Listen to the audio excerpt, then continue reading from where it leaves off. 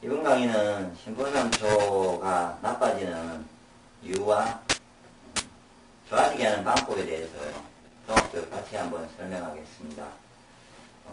이미 신보상초가에 대해서 제가 설명을 건강글과 동영상을 네이버 카페 하늘을 많이 올려놨는데 그게 그러니까 어떻게 좋아지느냐를 한목에 이렇게 모아놓은 게 없어가지고 일단 제가 간단하게 처음에는 그냥 이유를 설명하고요. 그 다음에 좋아지게 하는 방법을 쉽고 할 수 있게 설명을 드리겠습니다. 일단 신보상초라고 해요. 이거를 이제 다른 용어로 하면 상하라고 하죠. 이 말을 쓰는데 목화토금수를 말할 때 그런 상하라는 개념을 쓰는데 신보상초는 그냥 이렇게 이해하시면 되거든요. 생명력, 면역력, 적응력, 치유력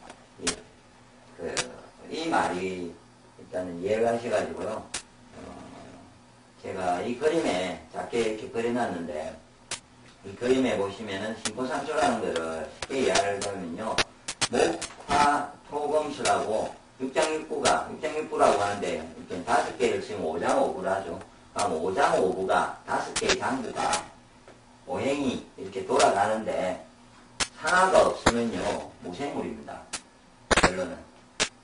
그러니까 자연에 보면은 돌도 있고 나무도 있고 나무는 빼고요. 나무도 상하가 있습니다. 어느 정도는 약하죠. 미약해요. 그렇지만 돌이나 무생물을 하는 것들은 안에 오행은 존재하는데 오행 간에 상호연관이 서로 안 돼요. 스스로가 생명을 못 돌린다고요. 상생상극이라는 개념이 없기 때문에 이 상하라는 개념은 어떤 말이냐면은 아니나 모든 장부를 균형 있게 돌리고 이렇게 상호 영향을 주고 조절을 해주고 하는 조절자예요.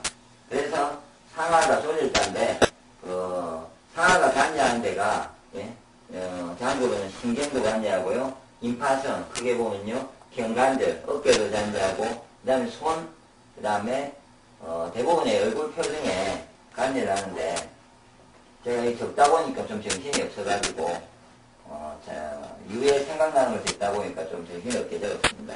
잘 보시고요. 그리고 이제 이 설명을 제가 이제 상하를 설명하려면요. 상하는 이렇게 약간 생명력이라고 했지 않습니까, 제가. 근데, 그 다음에 생명력과 신보상초는 동격은 아닙니다.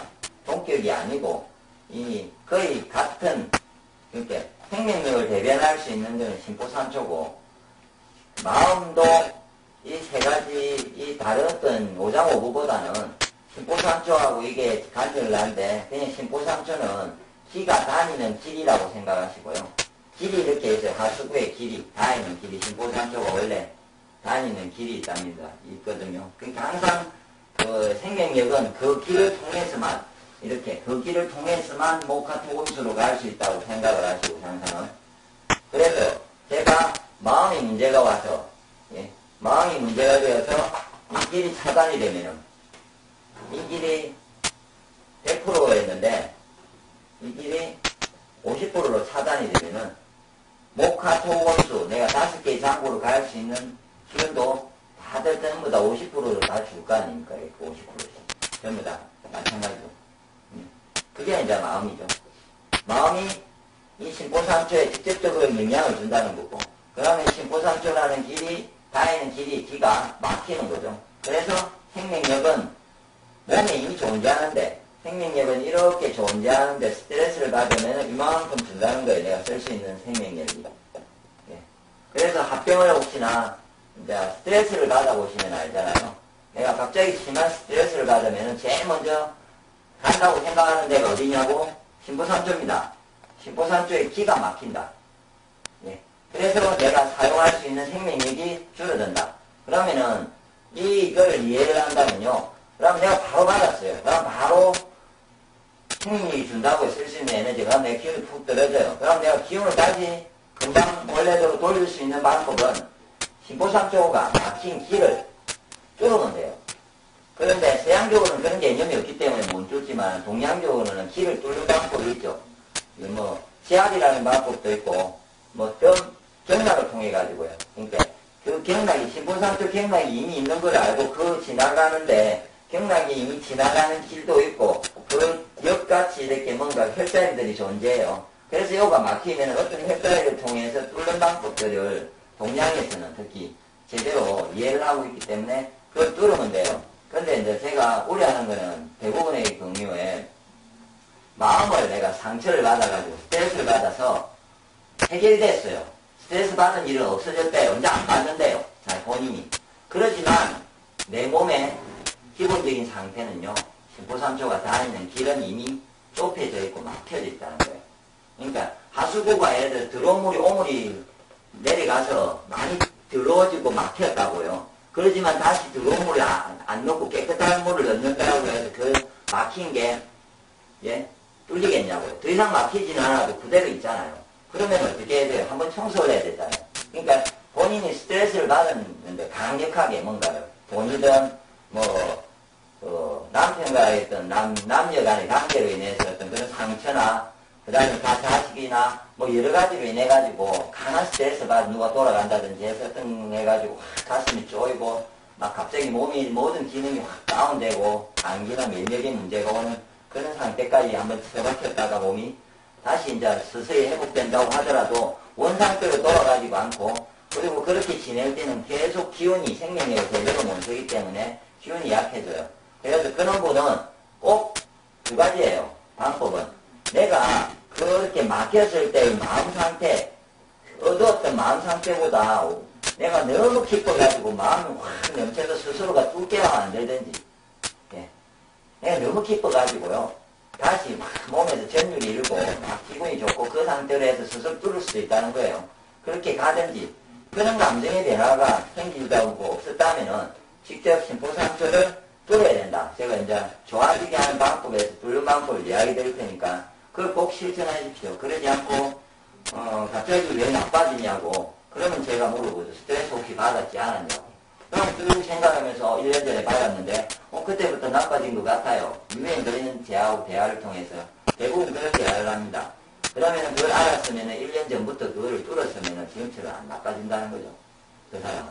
그러니까 근데 지금에 이제 그럼 나빠졌는데 지금에 이제 내가 심포상처를 뚫는다고 다시 생명력이 좋아지면 이미 1년 동안에 내가 고갈을 했어요. 기운을 제대로 못 쓰면서 에너지를 낭비를 많이 했다고요. 그럼 좋아지려면 다시 에너지를 쌓아야 돼요. 처음에 받았을 때 주춤할 때는 바로 뚫으면 끝나는데 이후에는 그만한 노력이 듭니다. 그렇기 때문에 제 이제 이야기를 들었으면 이후에 심포상처에 대해서 스트레스로 심포상처로 막혔을 때는 바로 이 방법을 실천하시면 제가 이후에 말씀드릴 그럼 금방 해결됩니다. 그리고 이제 심포상처가 문제가 올 때 몇 가지 증상을 제가 간단하게 설명을 드릴게요. 신경에 문제가 있고 인파에 문제가 있으니까 신경이 이상하다. 인파가 뭉치고 하는 증상 어디에 예를 들어서 여성이 가슴 이쪽에 인파가 있거든요. 인파가 이렇게 지나가 여기 혹이 생긴다. 그래서 암이냐 아니냐 하는데 이쪽은 대부분 이렇게 스트레스를 받으면 인파는 금방 이렇게 뭉쳐져요. 사타구니에도 인파가 있거든요. 사타구니 쪽에도 인파가 있어가지고 요것도 이렇게 뭐가 잡히는 경우도 있고요. 그 다음에 인파는 어디 있어요? 편도에도 있잖아요. 그러니까 편도라든지 이런 거는 다 인파예요.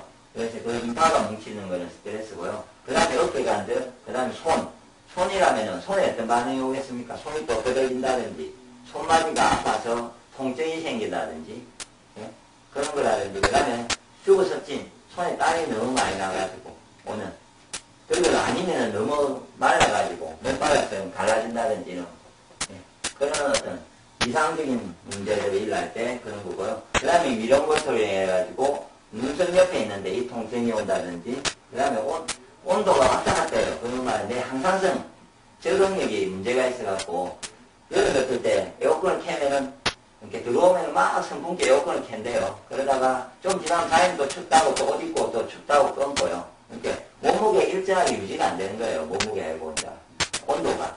그래서 왔다 갔다 하는 거 쉽게.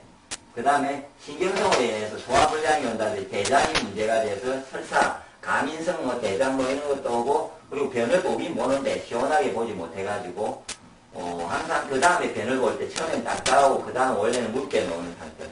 그건 시원하게 못 봤다는 거거든요. 변 상태가 일정하지가 않으면은. 그 다음에 불면증이 오고, 통증이 어떤 증상이 있지 않고요. 오행적으로 다 나빠지기 때문에 통증이 막 이동을 해요. 그것도 다른 장부로. 그리고 감기, 면역질환이 이런 게 발생을 합니다. 그래서 이런 게 발생을 한다면은 본인이 내가 마음 때문에 왔구나, 스트레스 때문에 심포상초가 맞겠구나 해서 심포상초를 좋아지는 방법을 바로 신청을 하시고 바로 들어주셔야 건강에 유지가 됩니다. 그래서 이제부터는 더 자세한 거는 이미 올려놨기 때문에 더 보시고 지금부터는 심포상초를 좋아지게 하는 몇 가지 방법 순서대로 제가 이제 설명을 드리겠습니다.